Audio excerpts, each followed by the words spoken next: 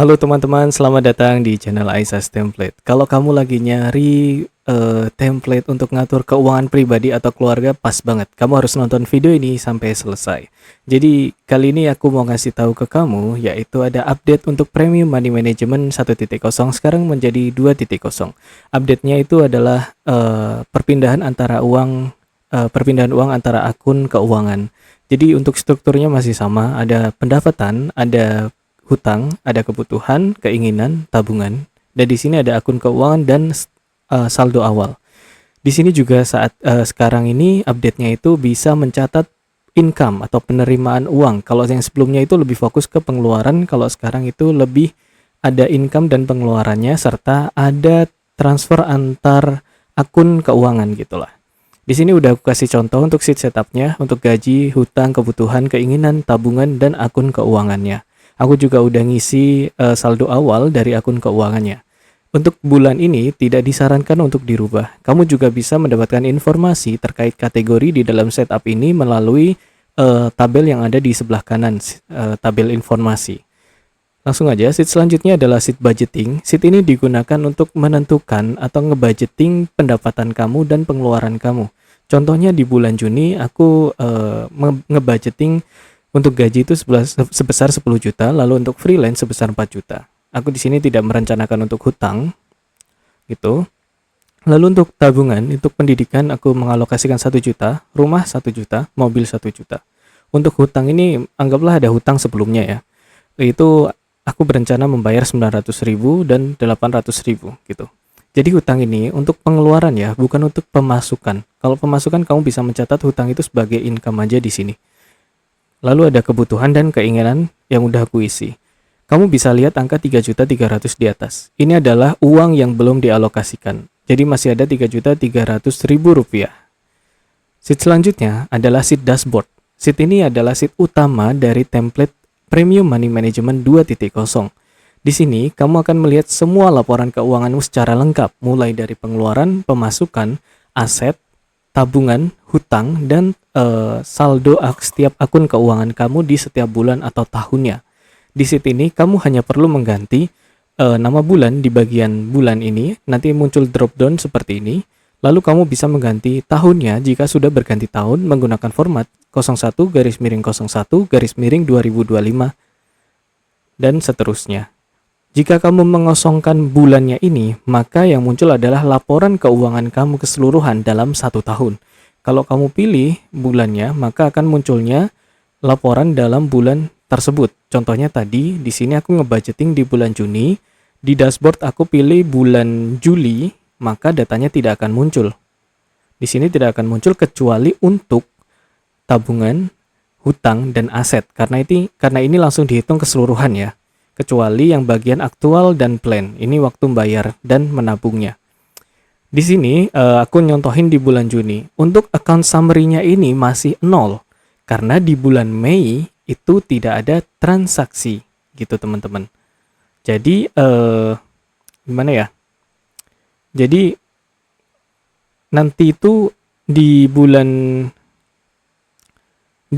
Juni ini, oke, di sini aku akan mencontohkan lagi ya cara mengisi sheet yang lainnya gitu. Contohnya di sini adalah sheet spending. Selanjutnya adalah sheet spending. Sheet ini digunakan untuk mencatat transaksi uang masuk dan keluar gitu, teman-teman. Contohnya di sini ada tanggal, ada keterangan transaksinya apa, ada kategorinya apa, subkategorinya apa, lalu debit dan kredit. Kalau debit itu uang keluar, kredit itu uang masuk, dan total uangnya berapa. Contohnya di sini, aku dapat gaji di tanggal 2 Juni sebesar 9.500.000 di Bank Mandiri. Maka dashboardnya itu akan masuk sebesar kreditnya itu 9.500.000. Lalu untuk kategori transaksi kedua itu adalah belanja bulanan, keluarnya dari Mandiri, lalu narik uang dari Mandiri pindah ke cash ya. Jadi cashnya itu nambah. Jadi di sini udah ada transaksi Mandiri keluar itu ada 3 ya. Untuk nabung pendidikan juga ini yang terakhir. Jadi ada 1 juta, 1 juta dan 750. Maka di bagian dashboard totalnya kan 2.750 dan di bagian cash akan bertambah menjadi 1 juta. Saldo awalnya 0 ditambah 1 juta, maka hasilnya 1 juta. Seperti itu teman-teman. Lalu sheet selanjutnya adalah, oh ya, di bagian sheet spending untuk ini adalah tanggal yang sekarang, dan ini total ini adalah total pengeluaran kamu di bulan sekarang gitu teman-teman. Dan kalau kamu pilih di sini, nanti di sini ada muncul pilihan untuk kategori apa, akun keuangannya ya. Ini karena aku belum ganti aja, nanti aku ganti. Itu nanti akan muncul untuk misal cash itu pengeluarannya berapa, Bank Mandiri itu berapa, kayak gitu. Sheet selanjutnya adalah sheet saving dan dip. Ini adalah sheet untuk melihat daftar hutang dan tabungan kamu. Di sini udah aku contohin untuk kolom yang berwarna putih ini bisa kamu isi mulai dari goalnya berapa. Start ini adalah ketika kamu menggunakan template ini dan kamu udah mulai nabung sebesar 20 juta sebelum menggunakan template ini ya. Kamu harus mengisi di sini 20 juta untuk mengurangi target yang sekarang di dalam template ini gitu teman-teman. Sama halnya dengan hutang. Kamu harus ngisi dulu totalnya berapa, yang udah kamu bayar berapa sebelum menggunakan template ini, dan deadline. Untuk mengisi bagian tanggal ya. Ini kan deadline itu tanggal ya. Sama halnya dengan spending tadi, ini kan juga tanggal, kamu bisa double klik seperti ini. Nanti akan muncul kalender kecil. Kalau kamu menggunakan HP, kamu menggunakan format tanggal, garis miring bulan, garis miring tahun. Lalu gimana cara mengisi bagian paid dan save-nya ini? Kamu bisa ngisi balik lagi ke sheet spending. Contohnya di tanggal 5 Juni, aku bayar hutang. Di sini kamu bisa pilih ini saving ya, harusnya tadi ini contoh nih, ini bayar hutang juga nih. Ini pilih dip lagi, hutang, lalu pilih hutang yang B. Nah, di sini kan hutang B masih 0 ya, paid-nya ya. Misalnya bayar hutang itu dari cash. Kita bayar cash ke hutangnya si B gitu ya, sebesar Rp500.000.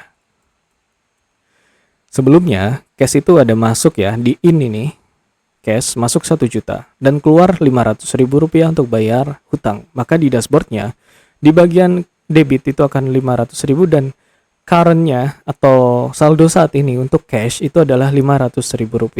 Dan di bagian saving dan dip itu otomatis akan bertambah Rp500.000. Kamu harus ngisi dulu totalnya. Anggaplah 1 juta hutangnya. 1 juta. Oke, 1 juta. Maka kurangnya itu sebesar Rp500.000. Sama halnya dengan saving. Di tanggal 6 Juni, aku nabung. Di sini aku menabung, pilih saving, nabungnya untuk pendidikan. Ini diambil dari mana nih? Misalnya dari kamu punya akun khusus ya. Tadi kan gajiannya di Bank Mandiri. Terus untuk nabungnya di Bank Jago gitu. Kamu ngeluarin ke Bank Jago sebesar 1 juta. Oke.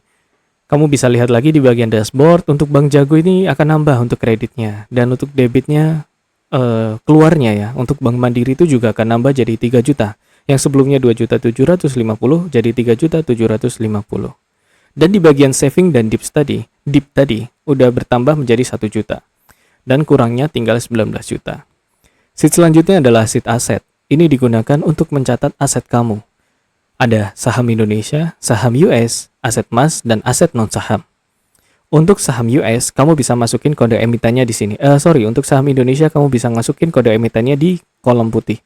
Untuk price, ini udah otomatis ya. Contoh aja, ini PBRI, nanti akan muncul harganya. Nah, ini udah muncul harganya. Untuk shares, ini adalah lembar saham yang kamu miliki. Contohnya ada 200. Jadi, value-nya yang kamu miliki untuk saham PBRI ada Rp700.000. Sama halnya dengan US. Ketika kamu ketik Nvidia seperti ini, maka price-nya itu akan otomatis menjadi $183. Gini. Nanti dia otomatis akan muncul sendiri dan shares-nya ada 10.